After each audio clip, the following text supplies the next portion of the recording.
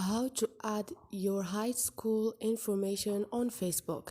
Hi guys, in this video I will show you how to add high school information on your Facebook. It's so easy and quick, so let's start. First thing, go to your Facebook app. Now click on those three lines up there. Click on the setting icon beside the search icon. Scroll down, click on profile information, and here you're gonna find on education, add high school. Click on it, and now add your high school name and class year, and click on save if you are done to save those information to your profile.